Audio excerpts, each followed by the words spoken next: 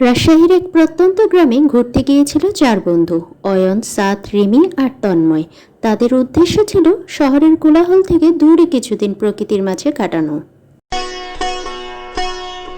তারা যে গ্রামে গিয়েছিল তার নাম চন্দ্রপুর, তবে গ্রামের লোকেরা একে বলে চন্দ্রবিল। গ্রামের পাশেই রয়েছে এক গভীর বিল, যার চারপাশ ঘন জঙ্গলে ঘেরা। গ্রামে পৌঁছানোর পরই এক বৃদ্ধ লোক তাদের সাবধান করে দিল। ওই বিলের ধার ঘেঁষিও না বাপু, সন্ধ্যার পর তো ভুলেও যাইও না, চন্দ্রবিল জেগে উঠে তখন। সবাই হেসে উড়িয়ে দিল কথাটা। রিমি অবশ্য একটু ভয় পেয়েছিল, কিন্তু বাকিরা তাকে সাহস দিল। পরদিন সন্ধ্যায় অয়ন আর সাদ ঠিক করলো তারা বিলটার কাছে ঘুরে আসবে। রিমি আর তন্ময় বারণ করলেও তারা শোনে না। চাঁদের আলোয় ঝিকিমিকি করছে বিলটা। এক ধরনের অদ্ভুত কুয়াশা যেন ঘিরে আছে পুরো জায়গাটা। বিলের পাশে গিয়ে সাদ হঠাৎ কানে একটা শব্দ পেল। কেউ যেন দূর থেকে ফিস ফিস করে ডাকে, এসো এসো। অয়নও সেটা শুনল। দুজনেই কিছু সময় চুপ করে দাঁড়িয়ে থাকলো। হঠাৎ করে বিলে কিছু একটা নড়াচড়া করলো। পানির ভেতর থেকে যেন একটা কঙ্কাল মতো হাত উঠে এলো, তারপর নিঃশব্দে আবার তলিয়ে গেল। তারা ভয়ে দৌড়ে ফিরে এলো। পরদিন তারা গ্রামের প্রাক্তন স্কুল শিক্ষক বিনয় বাবুর সঙ্গে দেখা করে। তিনিই জানান চন্দ্রবিলের আসল ইতিহাস। অনেক বছর আগে এখানে এক জমিদার ছিল। সে ছিল নিষ্ঠুর ও কুসংস্কারাচ্ছন্ন। প্রতি পূর্ণিমায় সে এক কুমারী মেয়ে বলি দিত এই বিলে। তারা বিশ্বাস ছিল এতে তার আয়ু বাড়ে।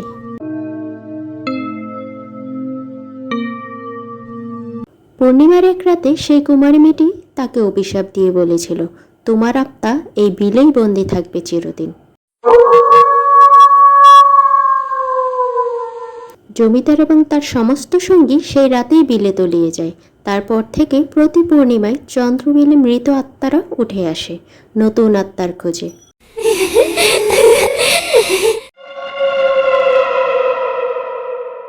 সবাই স্তব্ধ হয়ে যায়। পরদিনই ছিল পূর্ণিমা।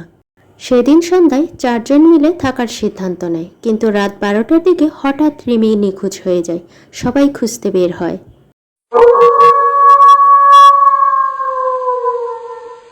ঘর, আশপাশ, পুকুর কোথাও নেই। তন্ময় হঠাৎ চিৎকার করে ওঠে, ওই দেখো, ওই বিলের দিকে যাচ্ছে।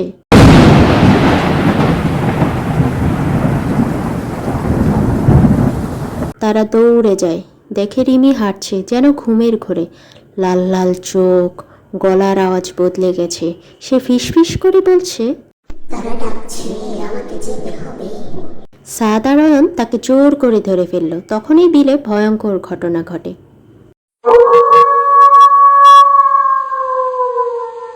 পানি ফেটে উঠে আসে ভয়াল মুখগুলো, কঙ্কালসার শরীর, চোখ নেই, তবু যেন তাকিয়ে আছে।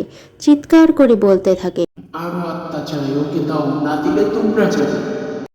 তন্ময় জোর করে মন্ত্র পড়া শুরু করে। সে ছিল তান্ত্রিক বিদ্যায় কিছুটা অভিজ্ঞ। অবশেষে ভূতেরা পিছিয়ে যায়, কিন্তু বলে যায়, যেও না, আবার আসবো আমরা।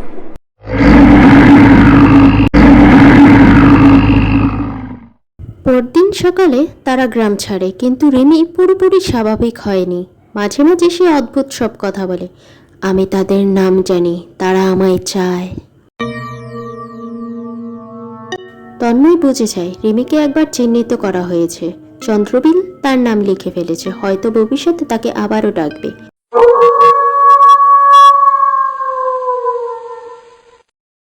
গল্প এখানেই শেষ নয়। আজও যারা চন্দ্রবিলের কাছে যায় তারা মাঝে মাঝে এক মেয়েকে বিলের ধারে বসে থাকতে দেখে। চুল এলোমেলো, চোখ ফাঁকা, গলা থেকে বেরোয় একটাই শব্দ, এসো এসো।